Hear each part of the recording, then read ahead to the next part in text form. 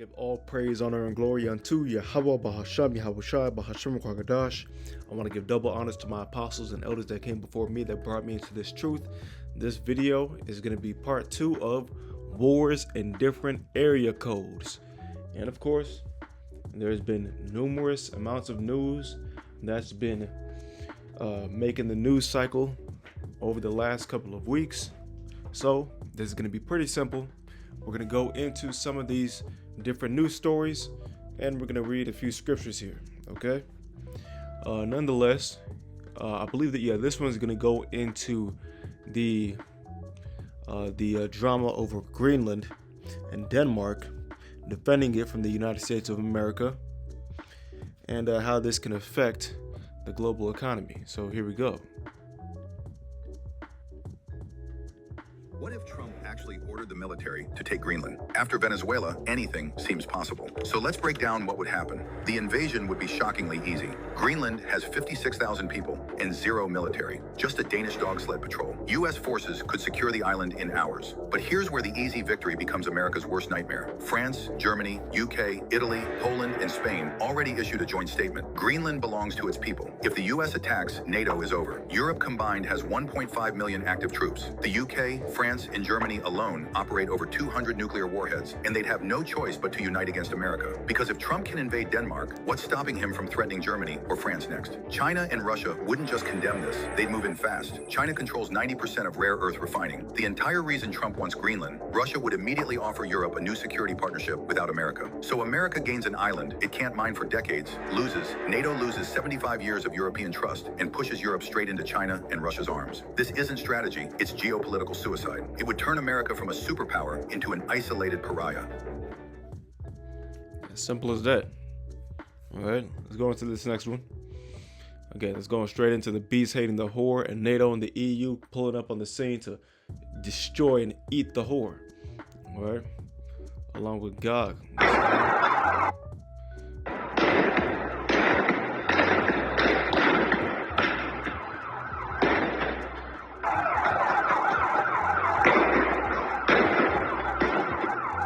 I'm gonna pause this right here. So basically, you see an armed robber in Iran blasting at some officers.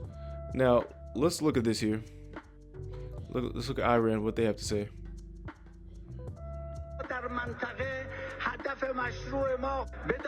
You know, let's pause this. You know that if you take action to attack Iran, both the occupied territory and all American military bases and ships in the region will be legitimate targets for us.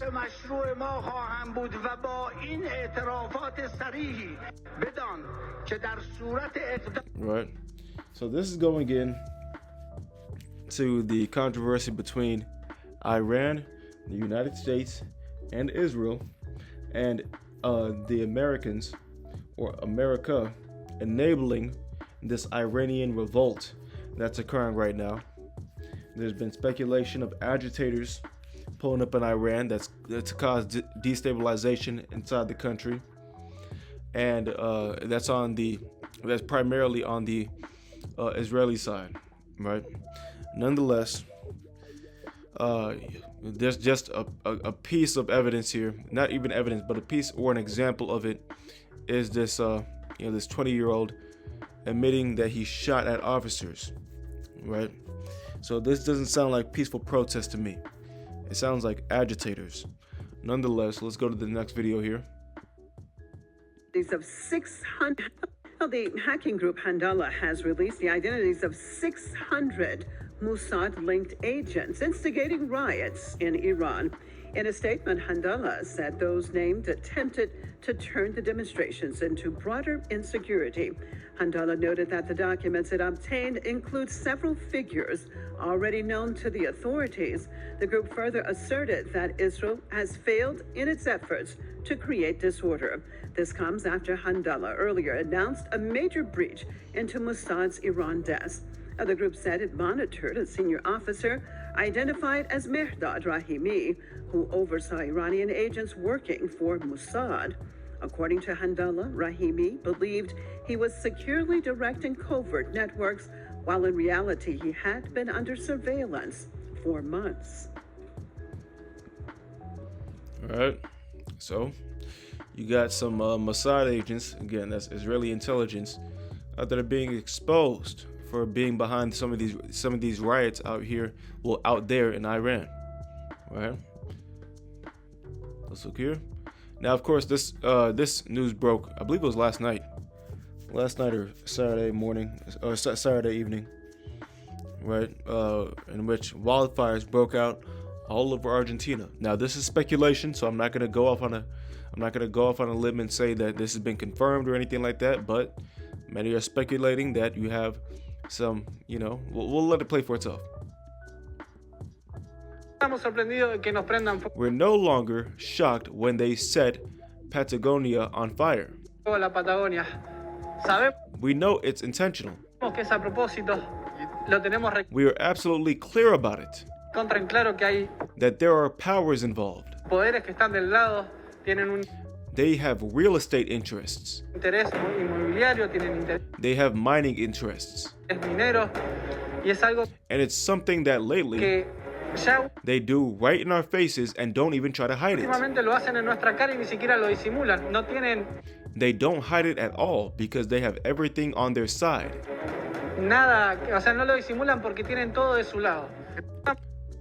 Well, yeah, he said thank you. So, as you can see here, well, I'm just going to read this here. Breaking: Argentina wildfire survivor says he is not shocked by what the Jews have done. He says the Israelis are no longer hiding in the shadows. Everything is out in the open now. Yet the people affected have no voice. Why won't legacy media speak out for them? And that's a big, gigantic question. Who the heck who is behind these wildfires? And why are these people alleging that it is the Israelis, right? That's a big question. Nonetheless, we'll continue. The Iran Observer. And let me say this, fair use, I won't be getting compensated for any of these videos.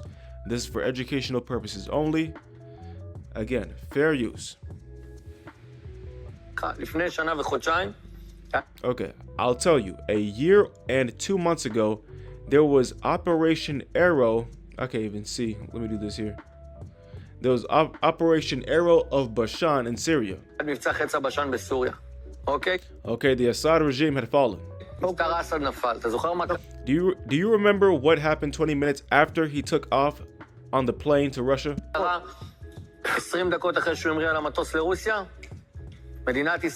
The state of Israel turned Iran, Syria into one big shooting range.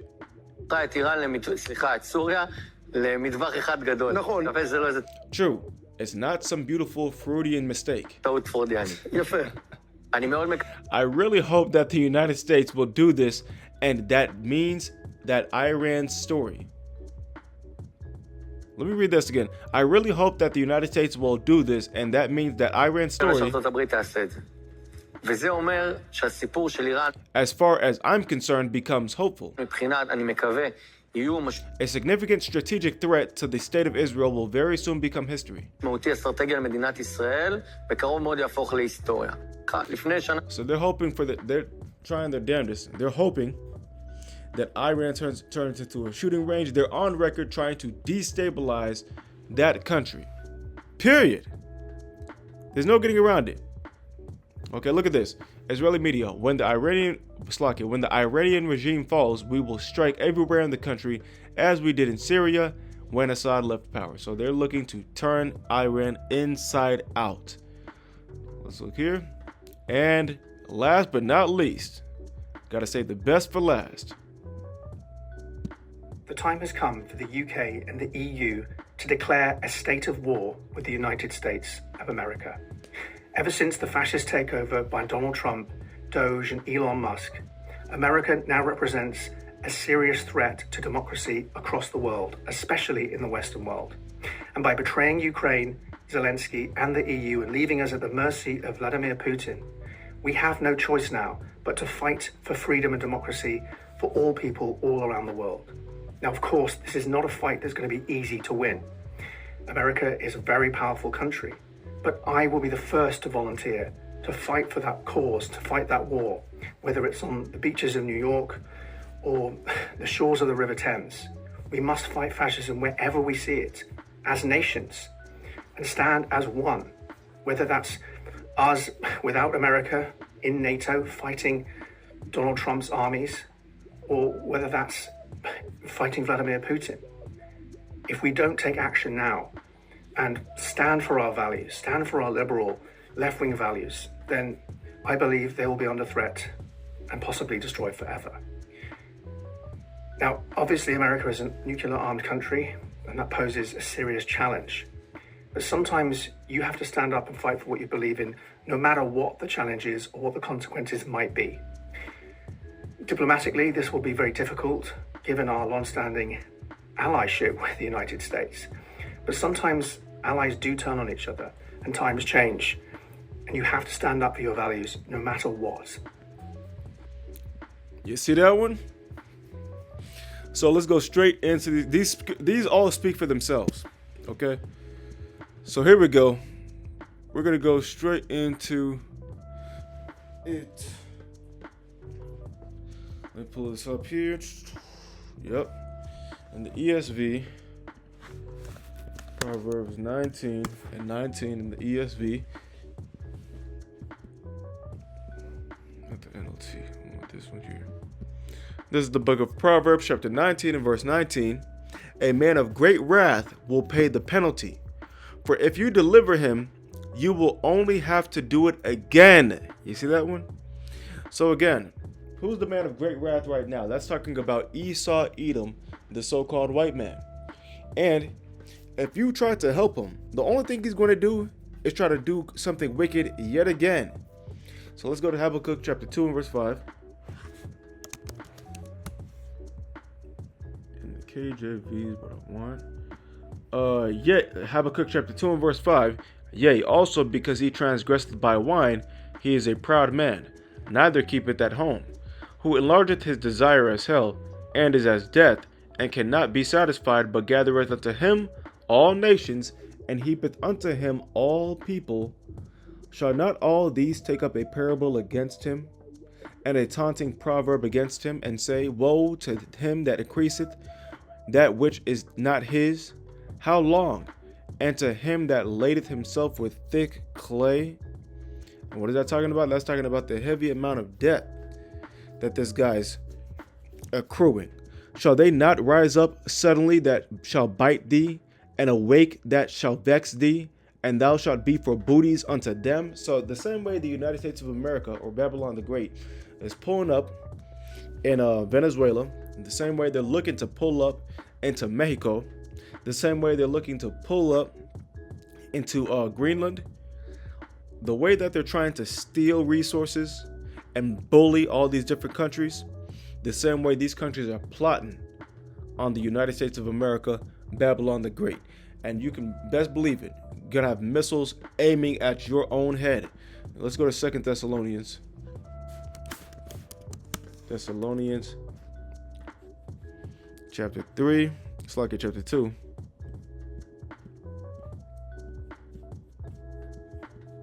Here we go. Chapter 2 and verse 3. Let no man deceive you by any means, for that day shall not come except there come a falling away first, and that man of sin be revealed. Who? That man of sin be revealed, the son of perdition, who opposeth and exalteth himself above all that is called God, or that is worshipped, so that he as God sitteth in the temple of God, showing himself that he is God. And who's that talking about? Esau, Edom, the same one that believes that he is God, and he has what's called a God complex. He believes he is the Most High, and he's on the level of the Lord, and he thinks that he can do the things like the Lord. He thinks he can reshape reality like the Lord, but he's going to be brought down very low. Let's go to Isaiah 25. 25, referring to that gentleman speaking, that survivor in Argentina, speaking on those wildfires. and he will destroy in this mountain the face of the covering cast over all people, and the veil that is spread over all nations. And this veil has a lot of people, a majority of people, not understanding who that man of sin is, but he's being revealed in his time. In real time, that man of sin, that man that wields the sword, that man that uses the sword, the man that harms the innocent and sheds innocent blood, he's being revealed right now as the devil that he is. Let's go to Revelation 17 and 16.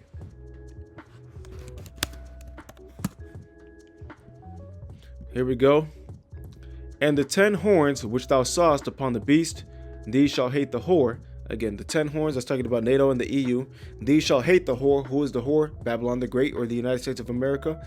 And shall make her land desolate and naked, and shall eat her flesh and burn her with fire. And yes, indeed, that's talking about the thermonuclear destruction that's going to be hitting Babylon the Great in the time to come. For God hath put in their hearts to fulfill his will, and to agree, and give their kingdom unto the beast, until the words of God shall be fulfilled. And that's what we're waiting on. We're waiting for the destruction of Babylon the Great. And it's going to be a magnificent and wonderful thing, and that's going to usher in the magnificent kingdom of the Lord. But this kingdom is going to be completely obliterated. And the woman which thou sawest is that great city which reigneth over the kings of the earth. And what's that great city? That's talking about Babylon the Great, the United States of America. These nations are going to agree. They're going to team up. They're going to tag team up in a handicap match against Babylon the Great and completely wipe it off the map by the spirit and the power of the Heavenly Father. Nonetheless, I want to give all praise, honor, and glory unto Yahweh, Bahasham, Yahweh Shai, Bahasham, Kwakadash. I want to give double honors to my apostles and elders that came before me, that brought me into this truth. Until next time, I say Shalom.